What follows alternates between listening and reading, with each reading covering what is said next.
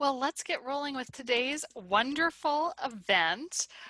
We are thrilled to have with us today Valerie Charles, and we're going to be talking about leading a life and a career with intent. Valerie and I met a while ago. I actually remember vividly a lunch we had in Minnesota when she was early days in her prior role, and now she has a wonderful new role as a partner at Stone Turn.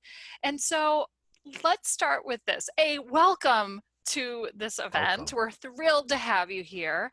And tell us a little bit about your background and this amazing new position that you have. Thank you so much, Dan and Lisa Beth. It's great to be here with you guys. Love the podcast and the work that you guys are doing at MentorCore. I am a lawyer by training. I spent a number of years at big firm law doing everything from wire fraud matters to compliance advising to active federal criminal investigations with a focus on anti-corruption. So the FCPA, the UK Bribery Act, all that fun stuff. I then went in-house for a while and I developed a compliance program for a Swiss technology company. It was a unique experience because I got to build the program from the ground. And I loved it. It was great. Sort of really from the risk assessment all the way through developing the policies, procedures, trainings, third-party program, all of it. I then pivoted into tech, which was an interesting kind of left turn for me. But it's turned out to be great. And most recently, as of just a couple of weeks ago, I have joined Stone Turn. We are a global advisory firm. Our clients are corporations and their counsel and government agencies. We advise on all things risk and compliance. We also do a lot of investigations as well as big monitorships. So it's a super exciting new move for me, and it's a great mix of all of the kind of tools in my tool chest that I've accumulated through this winding career so far. Well, congratulations on the new role, and we're Yeah, really glad to have you. absolutely. Yeah, we Thanks. highlighted that new role in our last newsletter because we were very excited about all the things that you're doing and having you here as a speaker. So let's go back a little bit. You've had all these different experiences, right? Tech and in-house and a lawyer and consulting. How do you reconcile the why intent matters and what that kind of red line of that strings it all together is? Like, why does intent matter in your career path? Well, I'll take it way back. My dad was a lawyer. He was kind of a self-made guy. I'm from small town Tennessee, and he was kind of a local lawyer who did a lot of different types of things. And he loved kind of moving from one area of law to another. And he was a big fan of his own career and driving it and changing it as he saw fit. He once told me that 95% of your personal happiness will come from two decisions: who you spend your life with and the type of work that you choose to do. And so for me, I thought it was always very funny because he was a really happy guy and he loved his career, but he was married 4 times. So if his logic was correct, then it's probably a good thing that he loved his career. But no, truthfully, I think you are and you always will be the only person driving your own career. So you can't be passive. You have to really ask yourself the hard questions about, are you happy and are you in the job that is rewarding for you? And it's going to change over time, right? Sometimes in the same role, you're going to answer yes one moment, and then the next moment, that's not going to be true anymore. And so I kind of feel like being really intentional about the way that you approach your own career and the strategy around making sure that your own career is what you want it to be, I think it's really important. That's fantastic. So with that in mind, how do you go about figuring out what makes you tick? What makes you really happy? And are there some tips or steps for other people to think about in their own careers? I mean, listen, I think we all have natural leanings, and sometimes we're comfortable with them and sometimes we're not. I think for me, when I was on a partner track path, that felt very comfortable because everybody knows what it is. You know, if you're at a law firm and you're a young lawyer and you feel like you're doing well in your career and you're starting to do those early business development efforts and you're performing well for your clients and you look like you're heading towards partnership, it's great. But if somewhere down deep, you know it's not what you want. You look at the partners who have made it, so to speak, and they're not living the life that you want. The same is true in-house. I mean, if you're in-house and you look at the GC or the CCO and you think, I'm not 100% sure that's going to make me happy. Those are wonderful paths, predictable, paths that everybody understands. And if you're happy on that path, wonderful. But if you're not, you've got to trust your intuition. I mean, I think for me, when I made the pivot, particularly into technology, it was something that was very risky. And about half my lawyer friends said, there's a decent chance you're about to trash your CV doing this. The other half, though, understood, this is a risk worth taking. I felt it in my gut that it was something I wanted to do. And you have to trust yourself. I think you have to ask yourself quietly, what does make me happy? What does make me tick? Which parts of my job feel great to me and which parts don't? And appearances don't matter. I think that you have to know that in the end, the tools that you're collecting along the way, they're going to bring value to wherever you go. I mean, every part of your life, right? Whether it's work related or other things that you learn, creative things that you do outside, it helps you to become a more kind of matured, built out person. And that entire offering that you're going to have is going to have more value based on all of the tools that you're collecting along the way.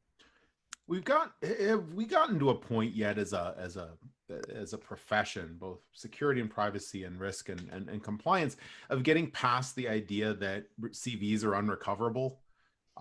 Taking a path and retracting, failing. In technology, we get to fail fast, back up, learn from it, and move on. Yeah. But in careers, this seems to have been a harder path. Have you seen movement away from that legacy concept? Well, look, I think in compliance, we all know that where this is going is a data-driven place, right?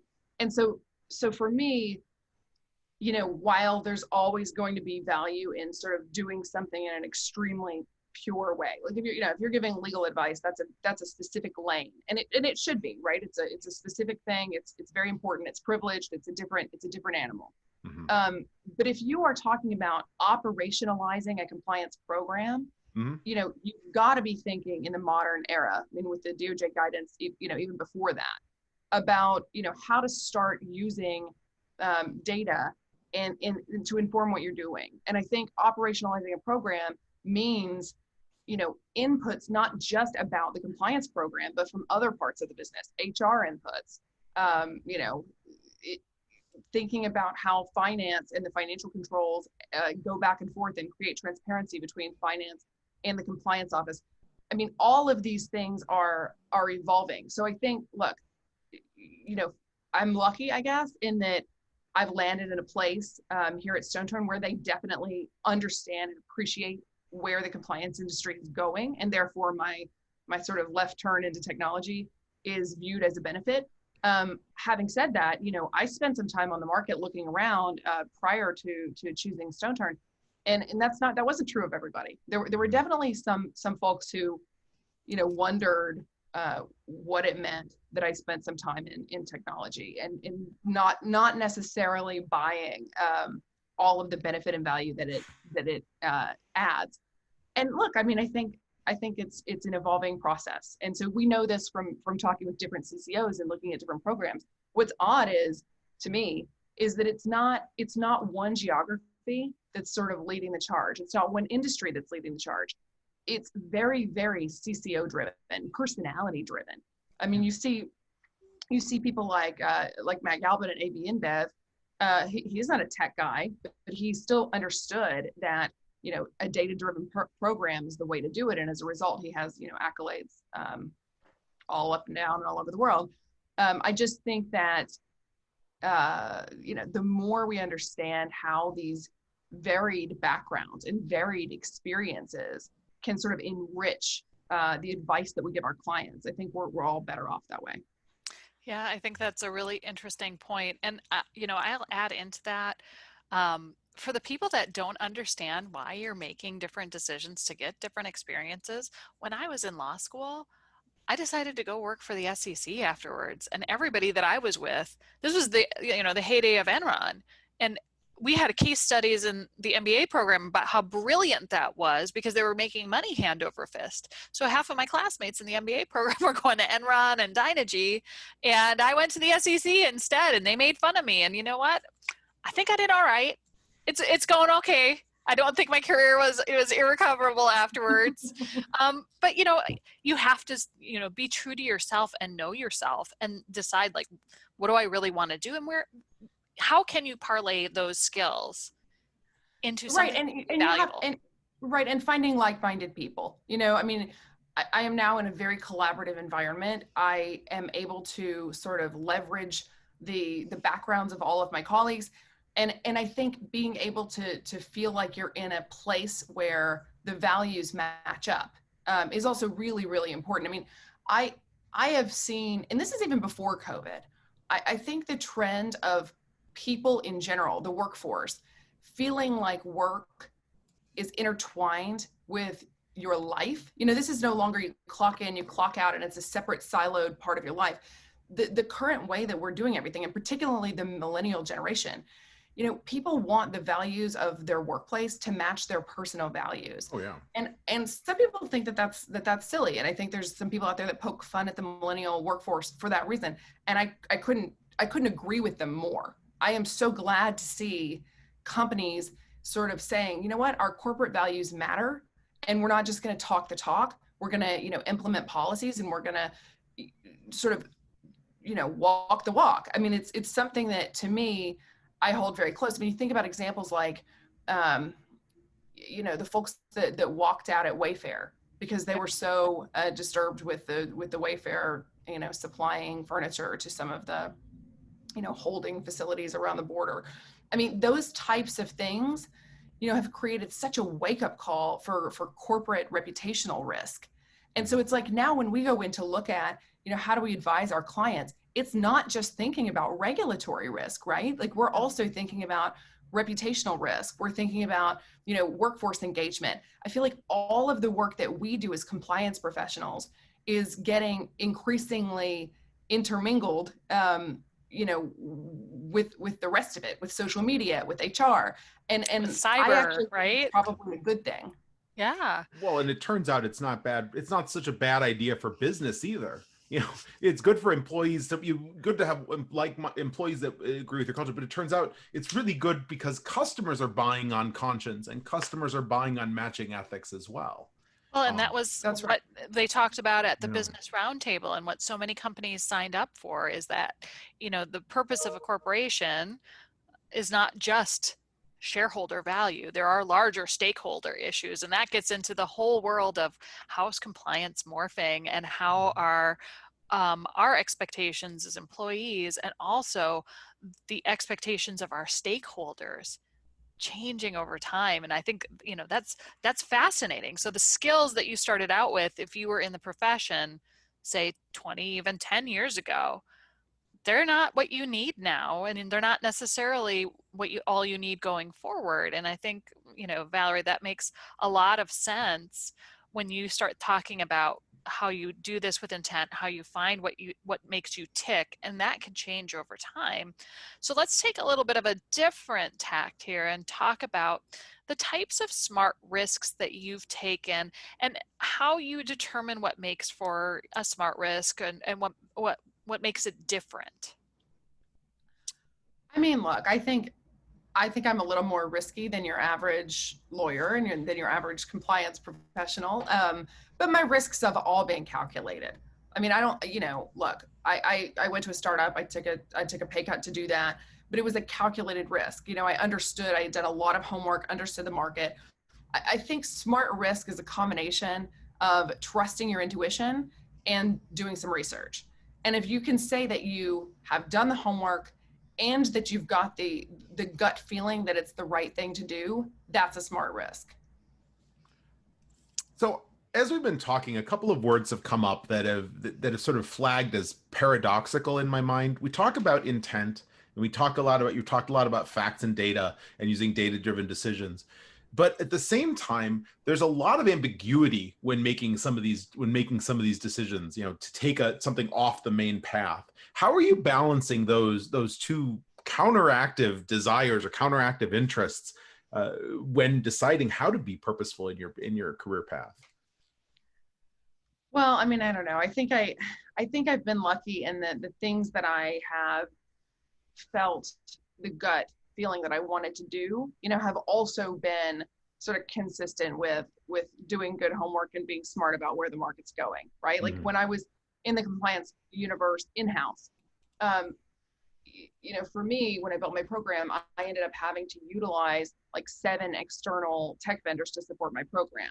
In reality, I should have realized that was a problem, but I didn't, because it was kind of the way things that had always been done. So when the concept came along, to go create something different that was more streamlined, it was a no-brainer. So my sort of gut feeling that I was not on the right path and that I wanted to do something riskier, edgier, something new. It was also in line with the sort of calculated risk of looking at the market and saying, this is a market need. The same is true actually with coming to Stone Turn. I mean, I think, here, to me, I know that clients need the breadth of services, like proactive consulting services. And that really you can partner really smart between professional services and technology and cover the gamut. But really tech can't do it alone, and a law firm can't do it alone, and data analysts can't do it alone. And what's nice about a consulting platform, as opposed to, something pure tech or something pure law firm, is that we're very well situated to quarterback these things, to sort of pull together the legal advice. It's not legal advice, but the legal background that allows you to give the business smart advice, right? Together with the people who do forensics, together with the data analytics, and then the partnerships with the tech companies. I mean, my gut on this, look, we'll see what happens, right? But my gut on this is in line with kind of the research. I'm not sure what I would tell you to do if your intuition was telling you something and then you did the homework and it was not a good idea. It was not a winning business. Maybe not a smart risk. Or you could fail miserably, or you could succeed beyond, you spotted something else. But the ambiguity, big risks can lead to big rewards. Calculated risks take into account the things we know and help us make a less violent path. Yeah, one of my favorite sort of, I don't know, colloquial sort of quotes is, you got to risk it for the biscuit. I like that. Ridiculous? I find that one ridiculous. Is that the one that we should put up for you? You got to risk it for the biscuit. Don't tell that to anybody I'm doing risk assessments for. But I mean, it's true. Like, no matter how much data that you have, there is always some uncertainty. There is always some ambiguity. There will always be, performance factors that may not be entirely under your control, or other things that are out of your control. So, when I hear you say that you do your research and then you have to go with your gut to know whether that feels like it has the potential to be a good fit and a good long-term venture, that makes sense to me, because we never have perfect information. Right. We pretty much never. Whether you're a doctor or a lawyer or in information security, dealing with human beings is messy. And right, that's why we all have jobs. Hooray for humans. But you do have to, in order to move that forward and have anything that's viable as a business, take some risk, and that involves that intuition. Well, and I do think, not to be too sort of, coy here, but I do think it's almost like when you're contemplating a move, you almost have to do your own personalized risk assessment on the move for yourself within your career. I mean, it's like, for some people, the risk appetite is bigger, and you may be willing to make a move that somebody else isn't willing to make because they have different personal factors or different personality or whatever. And I just think being really aware, making all of those decisions with some level of conscious, approach, that's sort of back to that intentionality, not allowing these things to just happen, but to say, to really stop. I mean, I think one of our other sort of bullet points, I think that we were going to talk about a little bit is like, how often do you go through this process? How often do you place yourself in the market, so to speak?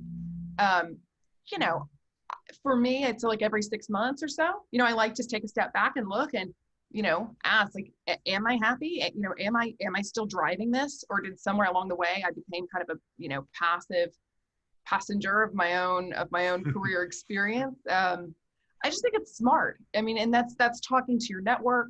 That's querying recruiters and other people who know your space, whatever your space is. I don't know. I mean, do you guys do those sort of temperature checks every now and again? I got to tell you, I do a temperature check all the time, right? I try to make sure that I'm on the right path and that I've aligned my own goals and values and ideals with what my inner voice is telling me, because frankly, I find social media to be extraordinarily distracting in terms of swaying, what's important. And so getting back to what really drives me, not what somebody else is making something look like, right? Like for me, like I like wearing comfortable shoes, right? And I know that the most beautiful shoes in the world are terribly uncomfortable. I am not willing to be that uncomfortable to wear those pretty shoes, right? And that's a me thing. And there are plenty of people that disagree with me. But that's just like a small snippet, right? I have to figure out what's true to me and I'm the one who's walking in the shoes, not somebody else. Well, it's funny. I once had a therapist in my personal life tell me, like, this isn't complicated. Part of it is that you get too much noise, too much advice. You overcomplicate things that are actually quite simple. That if you sit down with your 2 feet on the ground and you close your eyes and you ask, am I happy with this? Whether it's a relationship, whether it's a job, usually you are able to answer your own question. But it's kind of a matter of focusing enough. I mean, this is going to be a little bit of a left field reference, but I was a big fan of Sex and the City. And there's a funny part where the character Samantha is talking about, how do you know if you're happy in your relationship? And, she said that she asks one question, does it make you smile or does it make you frown? And it's like, it's very simple with the job thing. I mean, every 6 months or so, or every year or whatever, take a minute and say, on Monday morning, do I feel pumped up to go to work, or do I feel anxiety, or do I feel anger? I mean, these are basic things, but I think people just get in the zone of kind of, being passive. I mean, I've been guilty of it also. If you think that there's a chance that your employer or that the colleagues that you're working with don't see your value or don't understand you, guess what? There's a pretty good chance that they don't see your value or that they don't understand you. Might be good to make a move. I think there's also a large population of people, though, too, that haven't that haven't been able to move past the idea that asking yourself those kind of questions equals disloyalty, or that it equals an intent to leave, rather than just asking yourself meaningful questions. And I think it's really important to reinforce that asking those things is not a bad thing. It's actually quite a good thing. It's very I grew up healthy. in a household with parents who were in the same roles at the same places for 30, 40 years. And it was hard for me to get past the idea that it's okay to move every few years. Now, you don't hop every 2 weeks just because you want to. It allows you the opportunity to fix issues, right? Also, it doesn't mean necessarily that it's, that you move on from the position. I think sometimes it means, this makes me aware of the fact that, we should open a dialogue here. Yeah. Yes. I would agree with that too. And, the other thing that I think is really important and helpful is figure out how much of this are things that are should haves, right?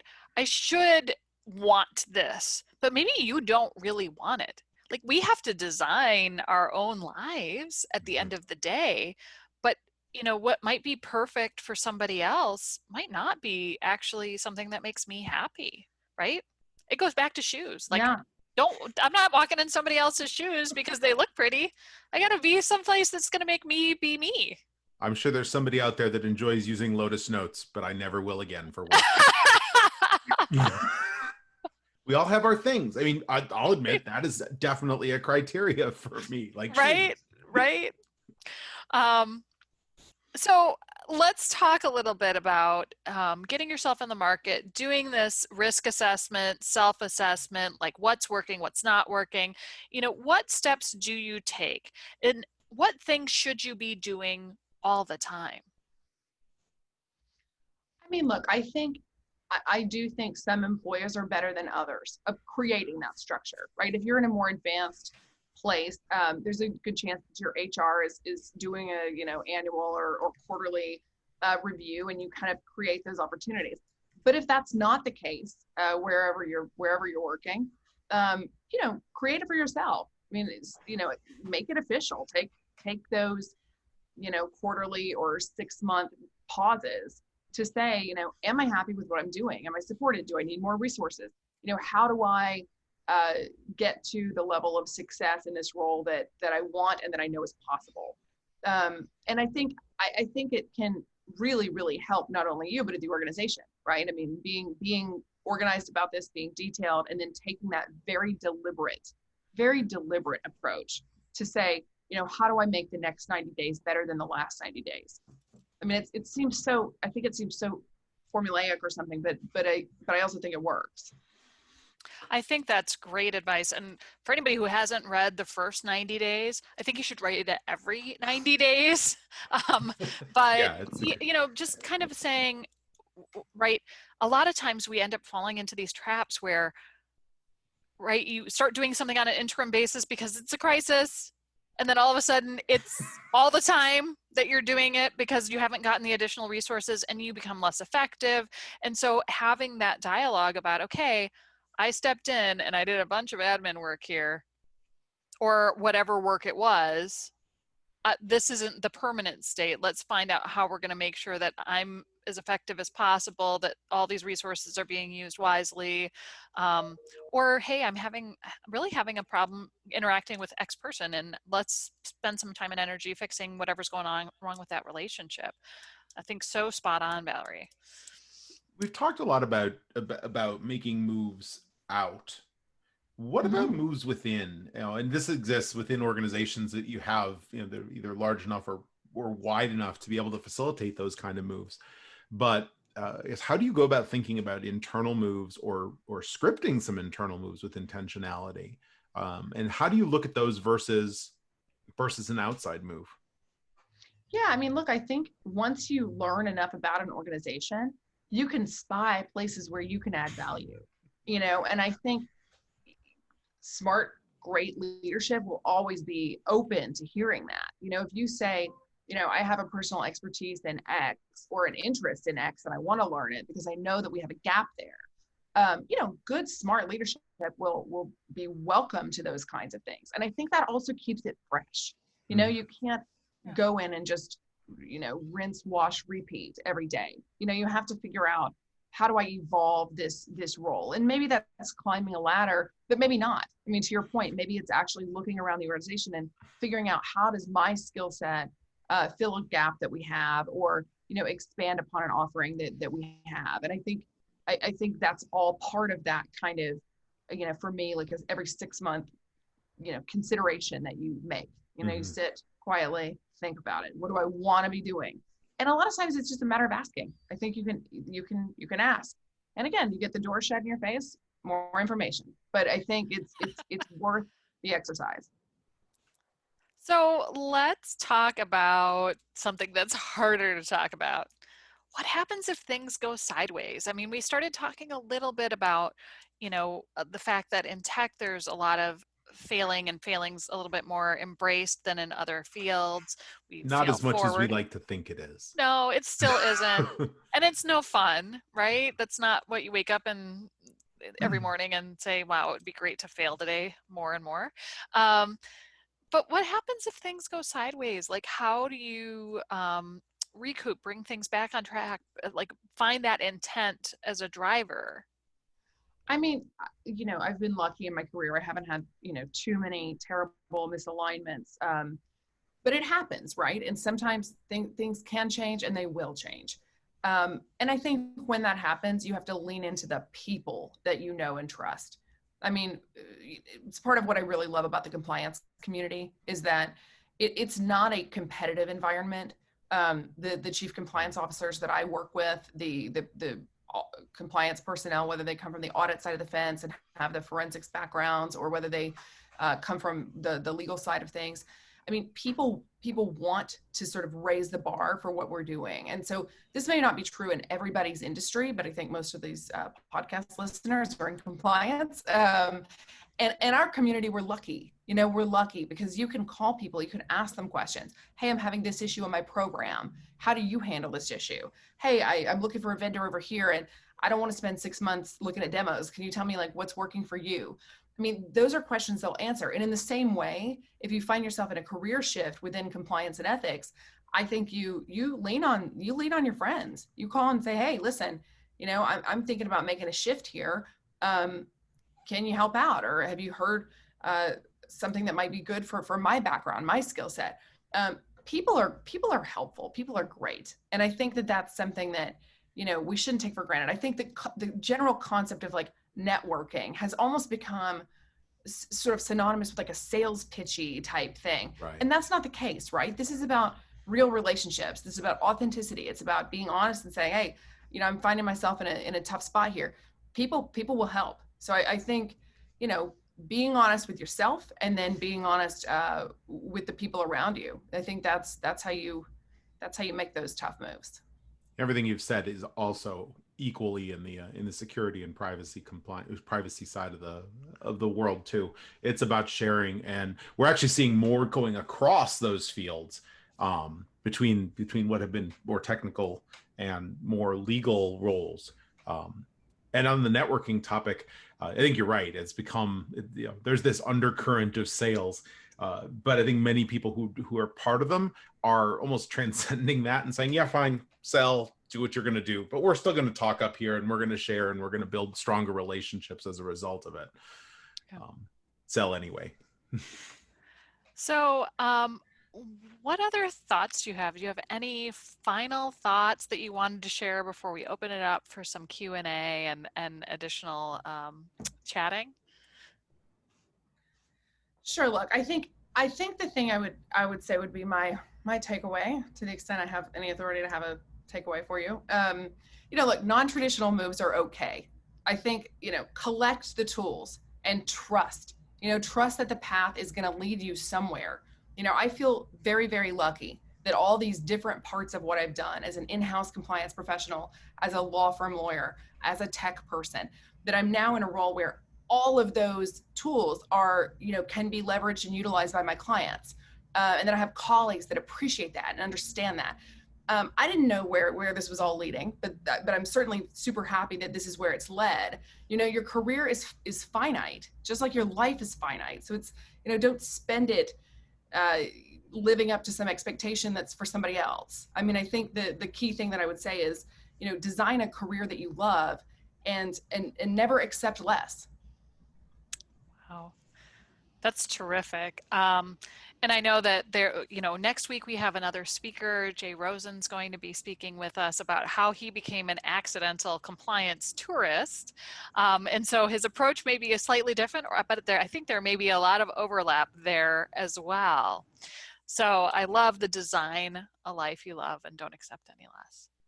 Well, I have to say that the graphic there, I have to give some credit to a lawyer and a friend of mine who's in-house at FedEx, Lindsay Bard. She's at FedEx Ground, and when I started my new job, she sent me the quote, and it's sitting on my desk. I love that, and that's what we use to help advertise this session as well. Which is fantastic. It is it's a great thing to keep in mind, especially now as we're all in these weird change states, as children are going back to school and lives are going to change again. But the staying conscious of that which you want to be and doing your best to keep that grounding as things around you change. we're going to have to all be flexible and we're going to have to all be innovative. But keeping that in mind helps keep some grounding as we go through it. I love it.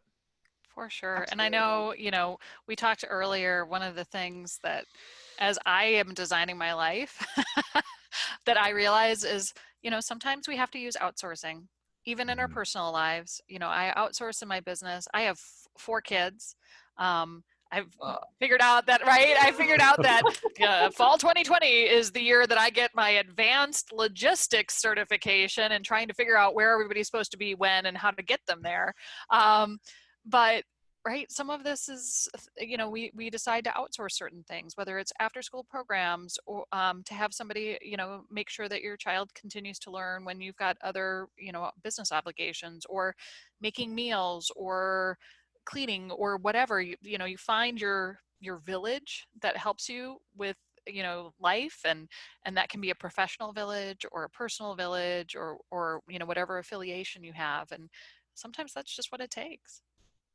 No, I couldn't agree anymore. To that point, I will say hello to Sylvia and Francis, who are my nanny and my baby, who are listening to the podcast at the moment. And to your point, you certainly can't figure it out without some help. That's for sure.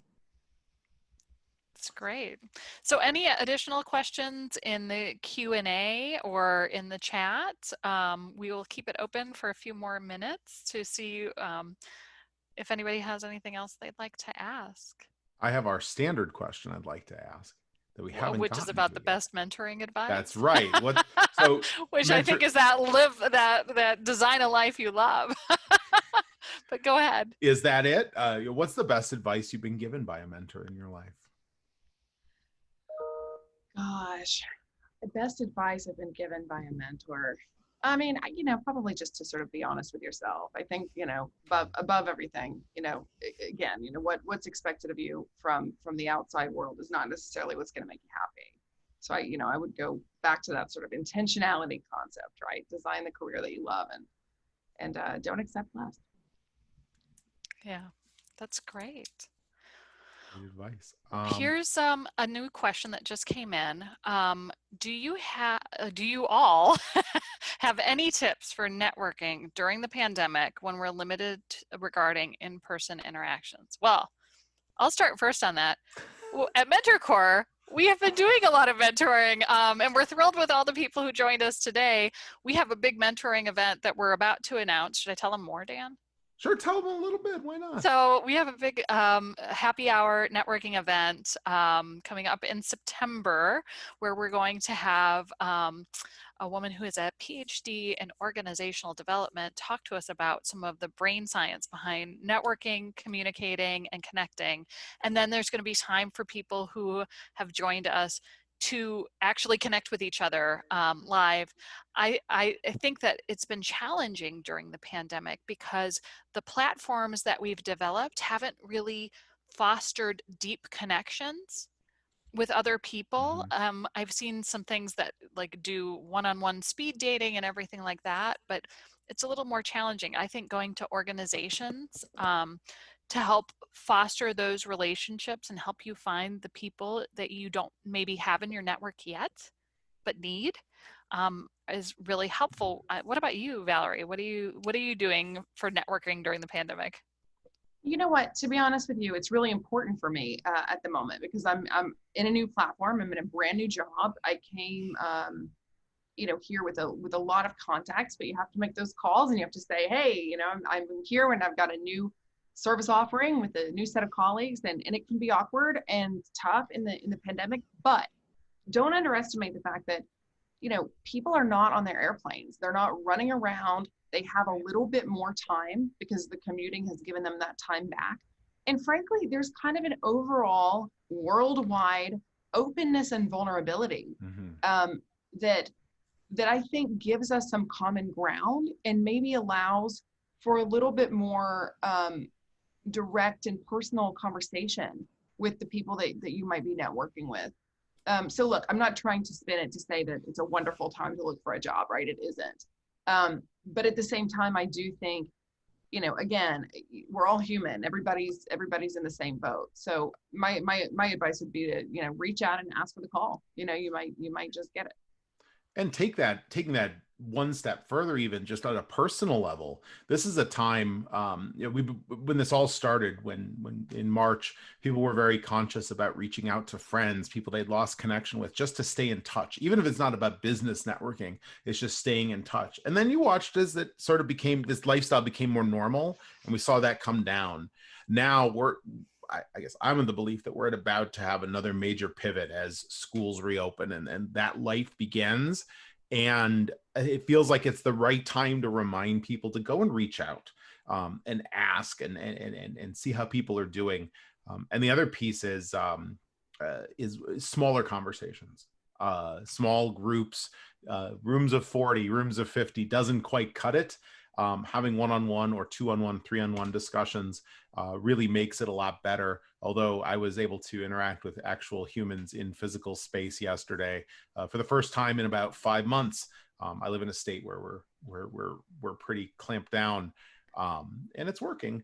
But at the same time, it really does reinforce the value of human interaction. But the small sessions tend to be way more personally fulfilling than really large ones.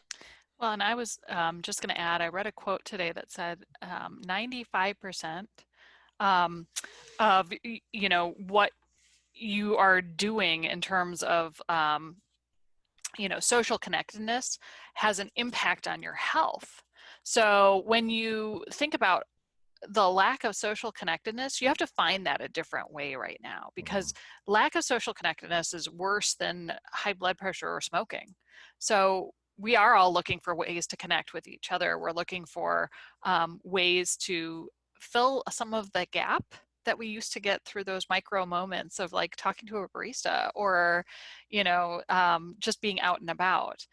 So on a different vein, we got another question in that says, how do you find a mentor if you're making a career switch? And this one's a tough one because you probably have a network within the profession that you're in, but there may not be people in the profession, your target profession. We'll call it the target profession. And one of the things that I've done is joining organizations that already have members that serve that particular population. In compliance and ethics, there's a lot of wonderful organizations, and privacy and information security risk. There are tons of different organizations, but you have to find ones that actually fit you and what you're doing. So Valerie, you went into tech. How did you manage finding like people who would help you along that path when it was not the path that you were on? That's a good question. I mean, I think it's don't be bashful, right? I mean, if you look around and you see organizations where somebody is doing, in my last role, my title was like a strategic advisor, a strategic leader in the organization. I literally reached out to other people in bigger organizations and really dynamic and successful organizations and said, how do you approach this job of strategic leadership? People were nice enough to answer those questions and take those calls.